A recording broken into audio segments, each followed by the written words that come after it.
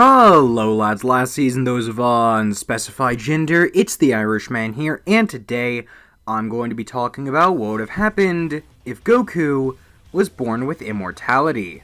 Now, I don't have any real logical reason for this what if to really begin, but to maybe give some sort of an explanation. Let's say that when Bardock tells Mojito to wish on the Dragon Balls to, I don't know, have his sons live a nice and peaceful life or whatever. Since Bardock wasn't being super specific, Mojito took it as, oh yeah, I should wish for his sons to be immortal. Got it. But he would only wish for Kakarot, as I don't want to give Raditz immortality too. So, believe it or not, this doesn't actually change too much with the story, at least not right away, as Goku didn't really die in the story up until Raditz's arrival. And immortality, at least from my perspective, really doesn't change anything unless you die. So, everything would actually stay pretty much the same up until Piccolo shoots Goku through the chest with his special beam cannon, killing Raditz but somehow leaving Goku alive, although now he is considerably stronger. In fact, Goku is now at a power level of around 2000, as he gained a Zenkai, which pushed him past his brother's power level of around 1500. Now, although this might seem like a good thing, and don't get me wrong, at first it certainly is, Goku being alive actually might cause more problems than it does solve, as Goku now can't really train with King Kai.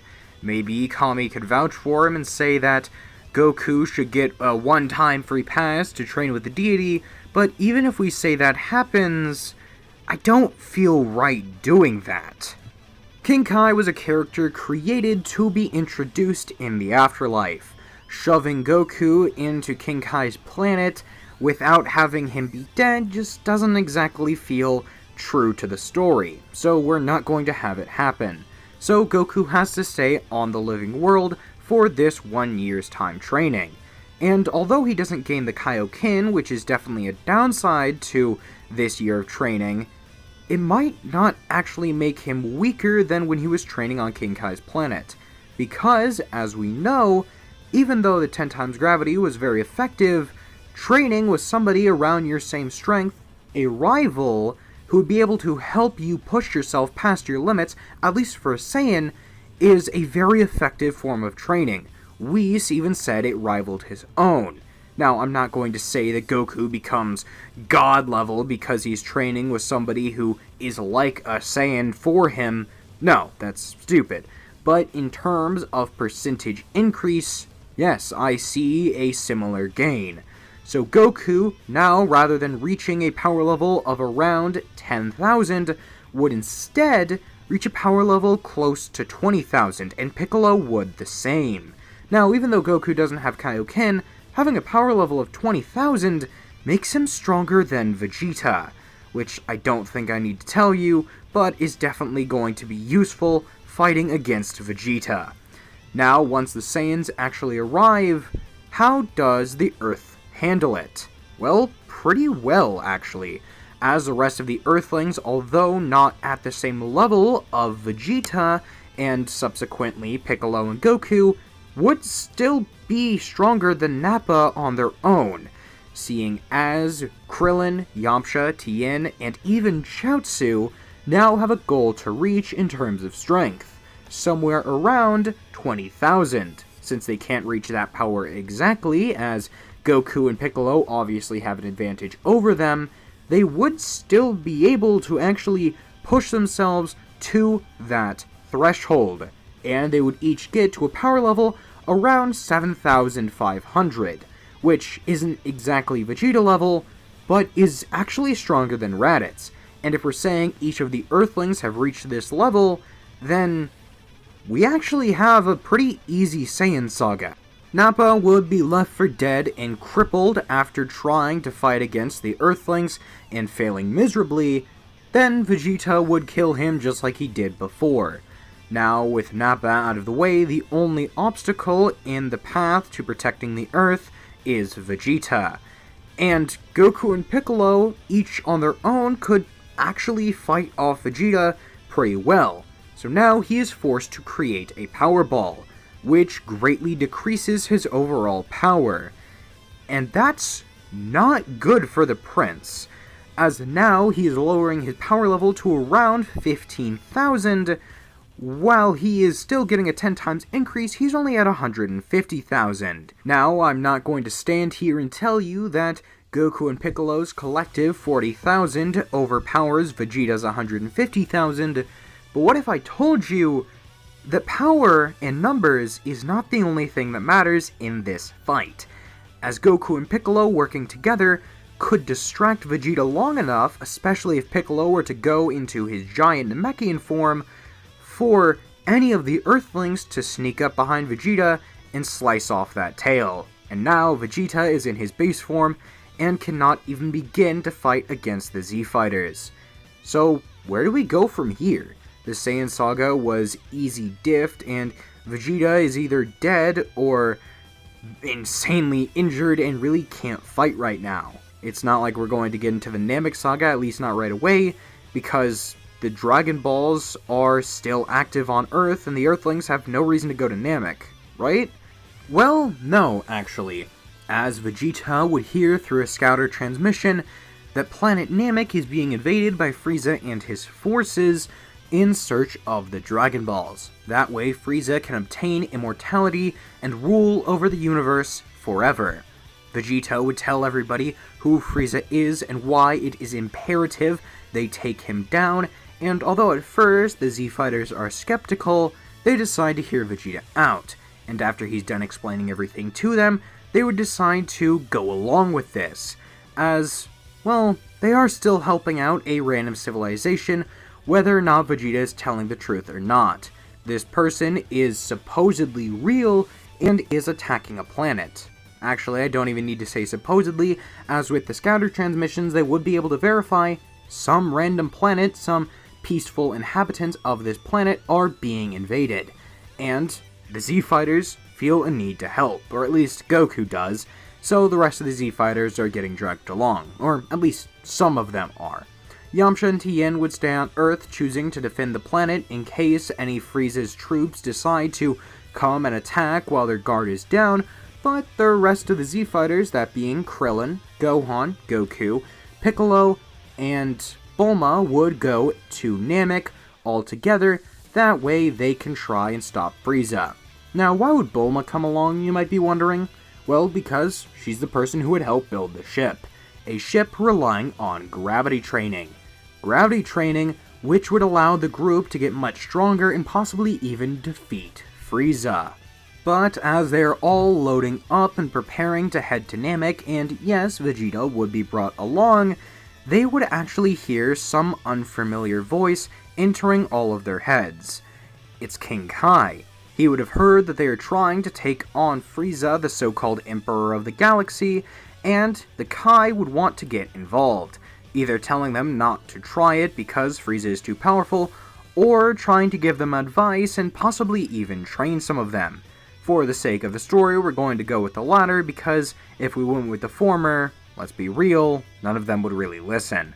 But King Kai would still offer to train some of the people that are going along, that way they stand a chance against Frieza, or at least, maybe stand a chance. Piccolo would be the person chosen to actually go and train under King Kai, as he is the person who actually probably would benefit from this training the most. They would hear about the Kaioken, a technique that increases your power but tears your body apart, and although it is suspected Goku has immortality, Piccolo with his regeneration would be much more adjusted to this technique. Plus, getting trained under a literal god would probably actually help mellow out Piccolo quite a bit, so he would be sent to go train with King Kai. And if you're wondering if Piccolo would have any objections to this, what do you think? It's a chance for him to get stronger, and he's more than willing to actually agree and go along with it. After a few days of travel and training, the Z-Fighters would arrive on Namek, and shortly thereafter, Piccolo would go there as well. And now that the Z-Fighters have all collected, how strong are all of them? Well, Goku, having had a power level of around 25,000 at the beginning of the trip, Assuming that his training is comparable to what it was in the original with the 100 times gravity training, he would regularly get a 10 times increase. But seeing as Goku has some sort of an immortality ability, he would want to test how far he can take that, and would actually push himself past 100 times. In fact, to 500 times. Multiply that by 5, and now that 25,000 is being multiplied by 50. Or at least, regularly, that's what we would say. But instead, I'm going to go with 75, as Goku would also be able to train with Krillin and Gohan anytime he needs, as they would also want to be able to train and would also benefit from this training. And Goku is more than willing to allow them to participate because he would get stronger training with other people. Having training partners makes training much more effective. But Gohan and Krillin aren't actually the only people training with Goku. In fact, they aren't even the people training with Goku the most. No, instead, that's Bulma. I'm kidding, of course. I mean Vegeta. Vegeta is the person training with Goku the most, as well as the person on the ship who's actually trying his hardest to keep up with Goku's strength. By the end of the 6-day trip, Goku would be at a power level of around 2 million, while Vegeta is trailing close behind at a power level of 1.8 million. The two are close, but Goku definitely has a lead that could be overcome with skill, but if we're being honest, Goku has a skill and hacks advantage. As well as power, that means that Vegeta is still pretty far behind the Immortal Saiyan, who barely even knows he's immortal yet.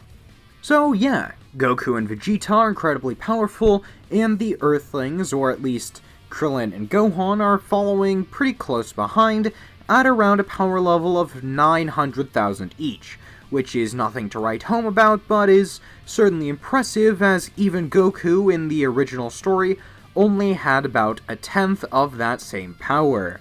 But where does Piccolo stand in all of this? Well, he is actually also incredibly powerful. In base form, he only has a power level of around 110,000, but his hacks more than make up for that.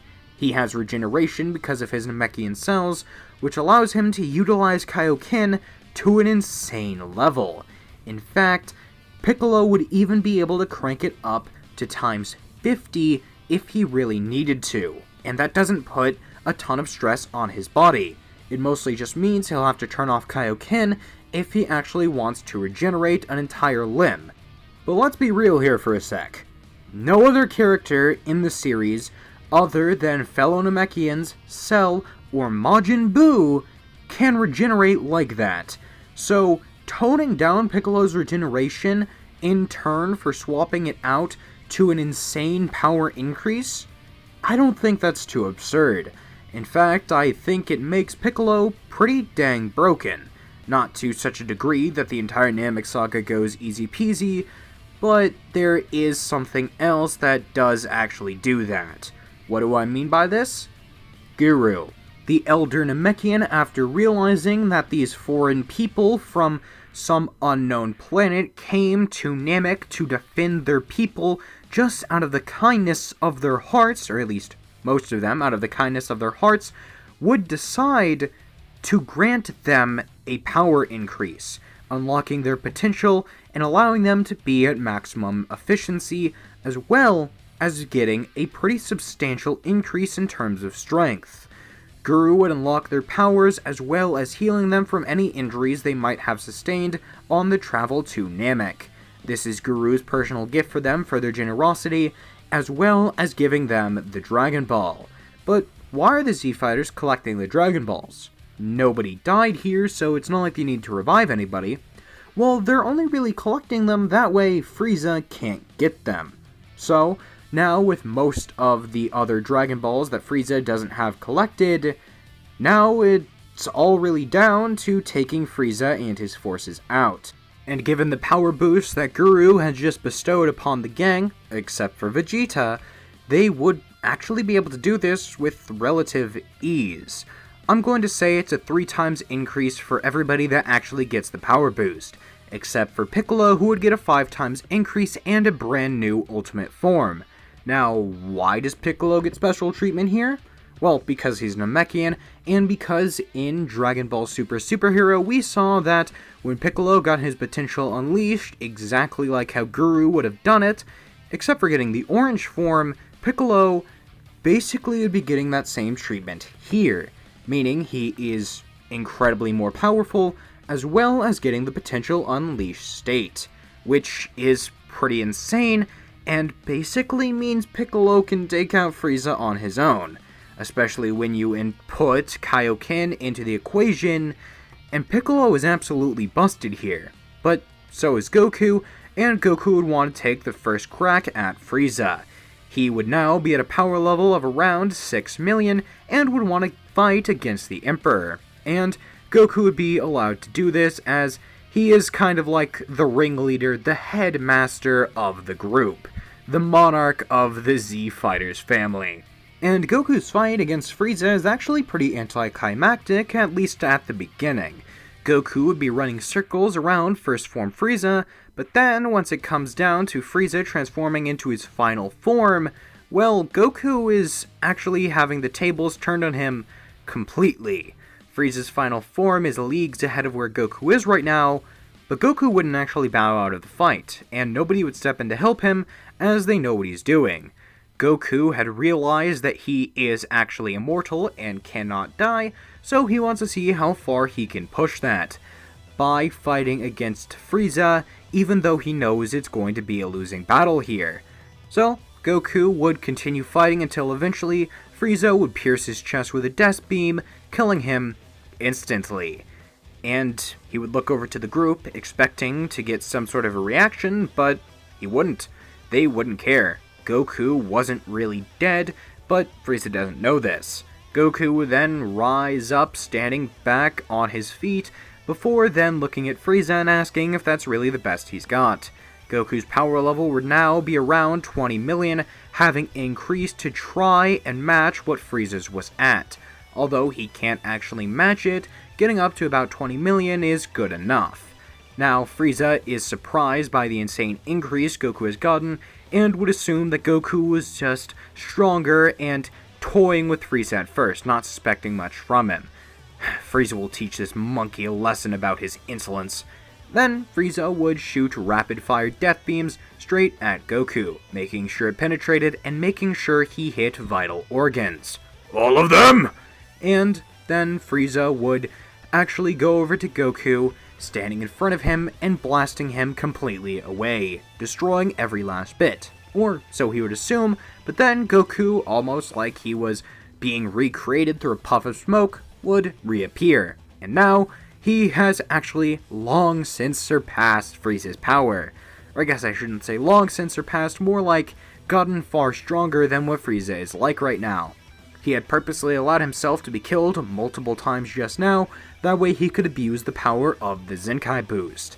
Now he has a power level of around 200 million, having gotten around 3 or 4 Zenkais, and having become much more powerful. So now he is undying, as well as far more powerful than Frieza. Goku would also realize that there's something at like the surface he just can't quite grasp at, but he's so close, so he would decide to allow Frieza to actually have his way with him for a bit. Frieza would then try his best to kill Goku, but then he would decide that he just can't do it. He would then focus on hurting Goku in another way, looking over to his friends and using a Death Slicer to try and cut through all of them at once. But sadly, it wouldn't be enough, as Goku would realize what he was trying to do, and now, in the power of the glorious Super Saiyan transformation, Goku would easily disperse the Ki Blast, before then appearing in front of Frieza and obliterating him entirely. And now, with the day saved and everyone being kept alive, including the immortal Goku, as well as Goku having achieved the legendary Super Saiyan state, they would all return to Earth, where in a few months pass, and Trunks would arrive to give the message of impending doom like in the original. And that is where we're going to be leaving off for now. I know I probably could have continued this a bit further, but I don't want to rush this scenario. It actually turned out to be a lot of fun, and I want to actually give this the time it deserves. I hope you enjoyed watching this, as I certainly enjoyed making it, and if you could please like the video, subscribe to the page, and hit the notification bell, that would be very much appreciated. This is, always has been, and always will be the Irishman. Talk to you later. Bye.